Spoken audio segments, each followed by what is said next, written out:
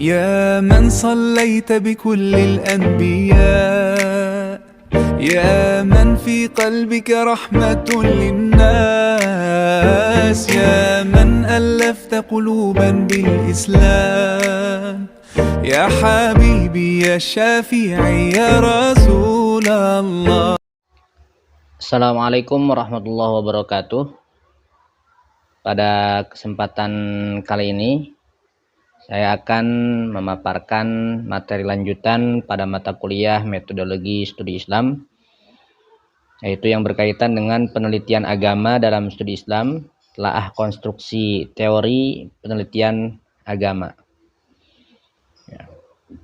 Pengertian konstruksi teori penelitian agama, konstruksi adalah cara membuat atau menyusun bangunan-bangunan seperti jembatan dan sebagainya, dan juga kemudian dapat diartikan pula sebagai susunan dan hubungan kata dalam sebuah kalimat atau kelompok kata. Ini yang disampaikan oleh Purwadarmita. Selanjutnya, teori adalah pendapat yang dikemukakan sebagai suatu keterangan mengenai suatu peristiwa atau kejadian, dan juga dapat diartikan sebagai asas-asas dan hukum-hukum umum yang menjadi dasar suatu ilmu pengetahuan dan kesenian. Teori juga berarti sebagai pendapat, cara-cara dan aturan-aturan untuk melakukan sesuatu. Dalam ilmu pengetahuan, teori-teori itu pada hakikatnya merupakan pernyataan mengenai sebab akibat, atau mengenai adanya suatu hubungan positif antara gejala yang diteliti dari satu atau beberapa faktor tertentu dalam masyarakat. Dengan demikian dapat disimpulkan bahwa yang dimaksud dengan konstruksi teori adalah susunan atau bangunan dari suatu pendapat, asas-asas dan atau hukum-hukum mengenai sesuatu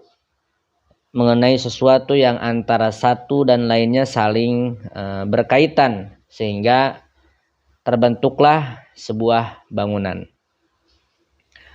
Selanjutnya, pengertian penelitian.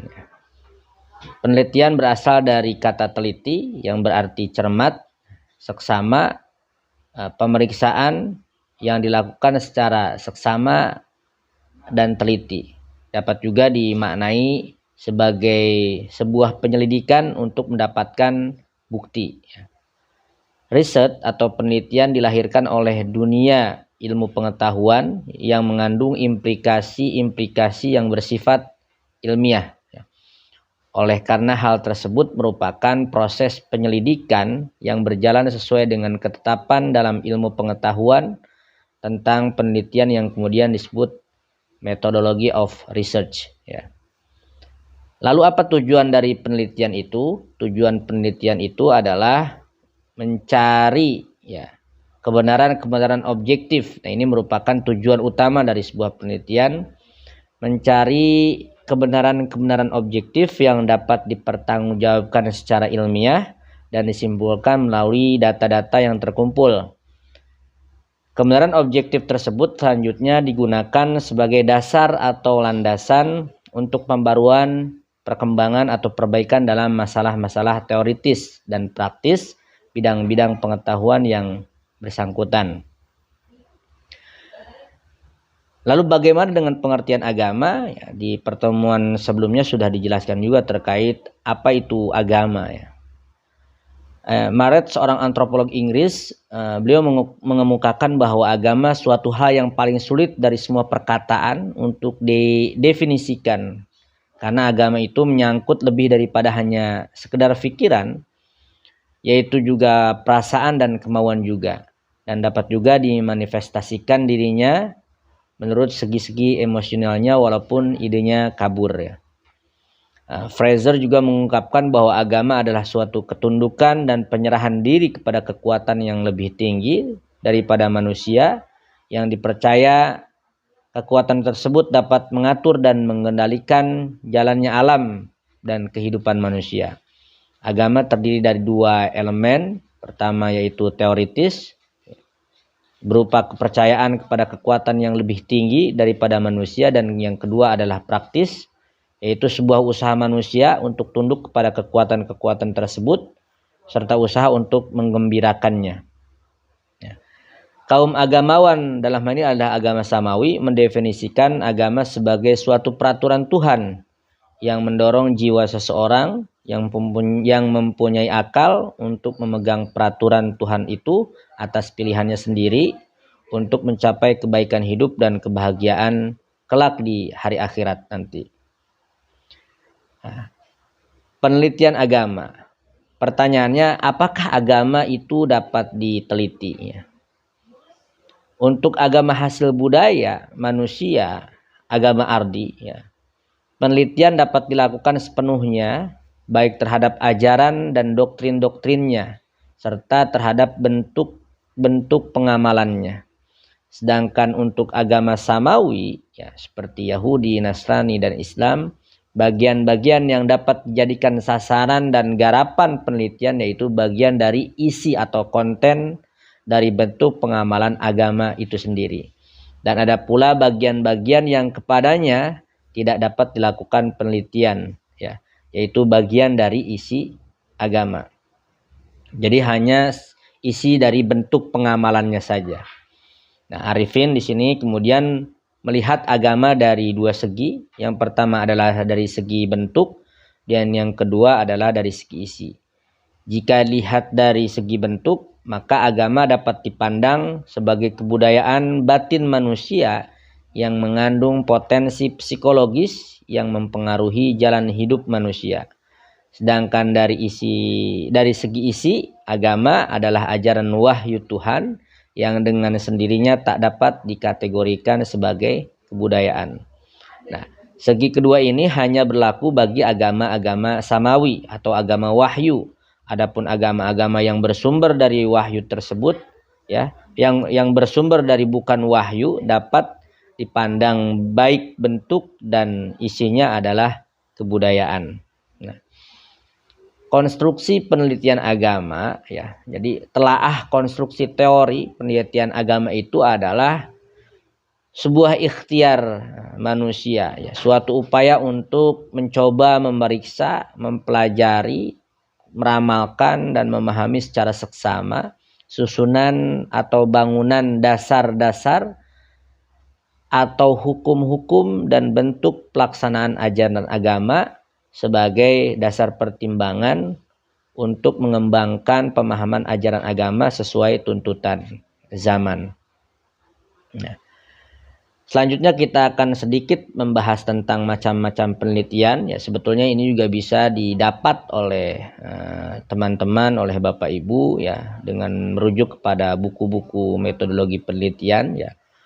Macam-macam penelitian ini dari segi capaian penelitian dapat dibagi menjadi, yang pertama adalah eksploratory atau deskriptif, yaitu penelitian menjelajah, dan juga yang kedua adalah penelitian yang bersifat explanatory atau menerangkan. Exploratory itu dan deskriptif di mana pengetahuan mengenai persoalan masih sangat kurang atau belum ada sama sekali. Sedangkan explanatory itu sudah pasti ada teori-teori yang menjadi dasar hipotesis yang akan diuji dan jelas memerlukan teori.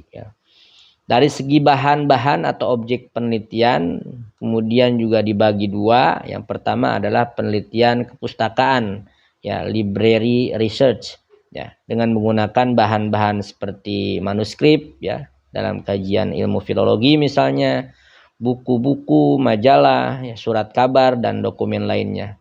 Dan yang kedua yaitu penelitian lapangan atau field research, dengan menggunakan informasi yang mana informasi tersebut diperoleh dari sasaran penelitian yang selanjutnya disebut sebagai informan, responden, atau juga melalui instrumen pengumpulan data seperti angket, wawancara, dan observasi. Sedangkan dari segi analisis, dapat dilakukan dengan menggunakan dua metode analisis, yaitu kualitatif dan kuantitatif, kualitatif dilakukan terhadap objek penelitian yang bersifat sosiologis, sedangkan penelitian kuantitatif dilakukan terhadap objek penelitian yang bersifat fisik, material, dan dapat dihitung jumlahnya. Dari segi metode dasar dan rancangan penelitian juga, ya, penelitian itu dapat dilakukan melalui penelitian historis, ya, perkembangan, juga studi kasus, kemudian korelasional, ya, kausal komparatif, ya, eksperimen sungguhan, eksperimen semu, dan penelitian tindakan atau yang disebut action research, ya. Masri Singarimbun juga mengemukakan bahwa bertolak dari segi metode dan rancangan penelitian, ya, bisa juga digunakan atau dibagi penelitian tersebut ke dalam 3 model, ya. Yang pertama adalah penelitian survei, yang kedua penelitian eksperimen, dan yang ketiga adalah grounded research, ya. Ini yang dikemukakan oleh Masri Singarimbun dan Sofyan Effendi. Lalu dalam penelitian studi agama, apa yang kemudian pendekatan apa yang digunakan, ya, untuk mendapatkan informasi atau menyelidiki suatu kebenaran dalam penelitian agama. Pendekatan yang digunakan, ya, pendekatan itu diartikan sebagai cara pandang yang digunakan untuk menjelaskan suatu data yang dihasilkan dalam penelitian. Data yang dihasilkan dari penelitian tersebut dapat menimbulkan pengertian dan gambaran yang tentunya berbeda-beda tergantung kepada pendekatan yang digunakan. Ya, entah dari arah mana, ya, tergantung pendekatan yang digunakan sehingga akan mendapatkan arti atau gambaran yang berbeda-beda. Pendekatan kawasan juga sering digunakan atau regional, digunakan untuk menjelaskan hasil penelitian tentang suatu kawasan atau wilayah di mana masalah tersebut terjadi. Ada juga menggunakan pendekatan comparative approach, ya, muqaranah, yaitu mengkaji bidang keilmuan dengan cara membandingkan berbagai pendapat atau mazhab, ya, atau juga aliran yang ada dalam ilmu tersebut sehingga dapat diketahui antara persamaan dan perbedaannya. Yang terakhir adalah pendekatan topikal tematik, yaitu mengkaji suatu masalah dalam satu bidang ilmu pengetahuan dengan cara mengelompokkan dalam topik-topik tertentu dan tema-tema yang terdapat pada masing-masing disiplin ilmu pengetahuan. Nah, pendekatan-pendekatan ini bisa digunakan oleh para peneliti yang mengguliti studi-studi agama. Ya, tidak hanya studi agama, pada umumnya pendekatan-pendekatan ini juga bisa digunakan dalam ranah ilmu-ilmu yang lain. Ya.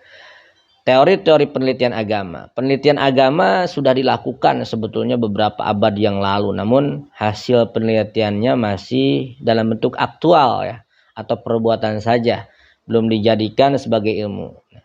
Setelah bertambahnya gejala-gejala agama yang berbentuk sosial dan budaya, ternyata penelitian dapat dijadikan sebagai ilmu yang khusus dalam rangka menyelidiki gejala-gejala agama tersebut. Nah, kemudian agama dijadikan sebagai objek penelitian itu juga sudah lama diperdebatkan. Sebagaimana Harun Nasution pernah menunjukkan pendapat bahwa beliau menyatakan bahwa agama, ya, karena merupakan wahyu jadi tidak dapat menjadi sasaran penelitian ilmu sosial.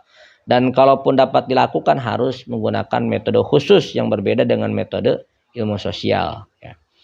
Hal yang sama juga dijelaskan oleh Ahmad Syafi'i Mufid bahwa agama sebagai objek penelitian pernah menjadi bahan perdebatan karena agama merupakan sesuatu yang transenden, ya.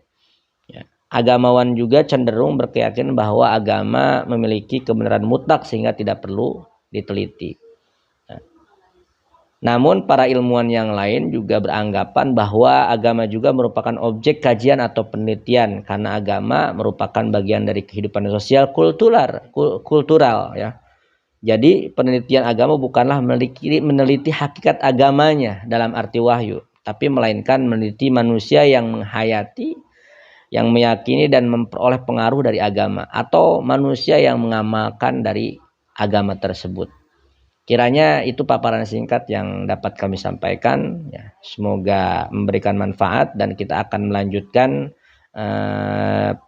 paparan yang selanjutnya akan disampaikan di pertemuan yang akan datang. Terima kasih atas kesediaannya untuk menyimak. Saya undur diri. Assalamualaikum warahmatullahi wabarakatuh.